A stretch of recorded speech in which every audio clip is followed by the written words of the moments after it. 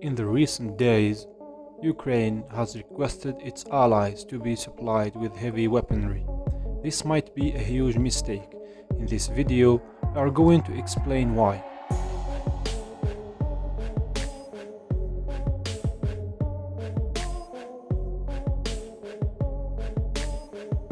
In April 23rd, President Zelensky said that Ukraine hoped to secure heavy weapons from the US and allies.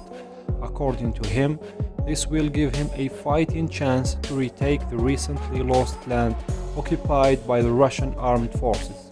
In a matter of days, heavy weapons start to pour into Ukraine.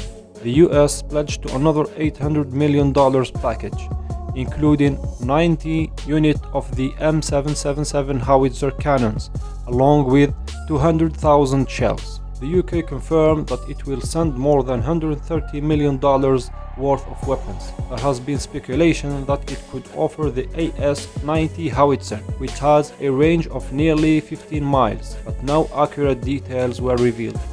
Poland, Slovakia, and Slovenia have confirmed that they will supply their Soviet-designed T-72 tanks to Ukraine and to be replaced by the British Challenger 2 and the American M1A2 Abrams to fill the gap. As for France, President Macron told regional newspaper West France that his country will supply Ukraine with several artillery weapons including Caesar howitzers, which are 155mm cannons mounted on a six-wheeled truck chassis, capable of firing shells at range of more than 40 kilometers. In April 19, the Italian parliament has approved heavy arms deliveries to Ukraine, said Prime Minister Mario Draghi. The Italian package will include the M113 armored personnel carriers and PZH-2000 howitzer cannons. Meanwhile, Germany showed some resistance to supply heavy weapons to Ukraine due to energy concern. But Chancellor Olaf Scholz finally announced that his country would start delivering some weapons to Ukraine, including the Gepard systems. The Gepard is an anti-aircraft system armed with two 35mm cannons.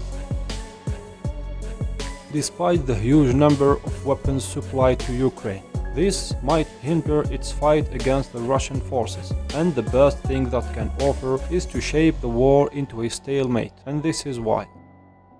Until now, the Ukrainians have relied primarily on lightweight anti-armored vehicle systems such as American FGM-148 Javelin, the British Swedish NLAW, and anti-aircraft systems such as Stinger. And so far, they managed to inflict heavy losses and considerable casualties to their counterpart. But now, the request for heavy weapons means a change of tactics.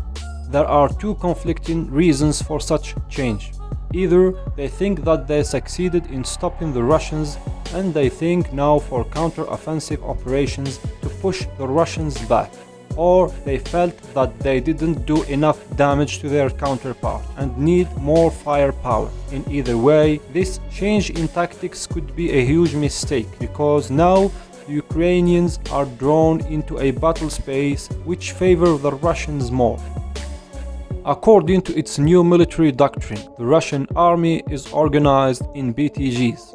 BTG stands for Battalion Tactical Group, and it is a combined arms maneuver unit comprises a battalion of 2 to 4 companies, typically mechanized infantry, reinforced with air defense, artillery, engineering, and logistical support units, formed from a garrisoned armored brigade, reinforced by a tank company and rocket artillery. Because they are heavily mechanized, they are slow and exposed, and showed severe weaknesses facing Ukrainian asymmetric warfare tactics. But in the same time, they pack an outstanding amount of firepower, because they are units designed and better suited to confront conventional armies like NATO.